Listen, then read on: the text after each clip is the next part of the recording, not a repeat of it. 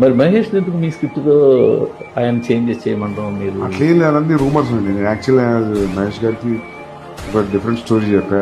Actual title devil ఆయనకు బాగా నచ్చింది. అదే చెప్పారు కదా. ఆయన చేద్దామని కొన్ని రీజన్స్ వల్ల అది స్టేల్ అయింది.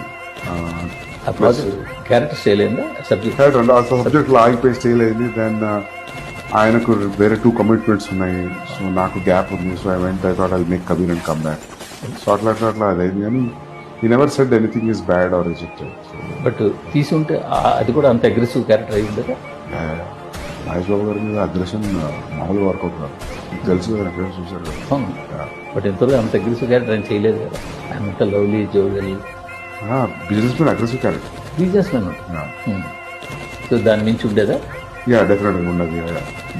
అగ్రెషన్ క్యారెక్టరేషన్ ఉండదు, కానీ కుదరలేదు. But I definitely work with future.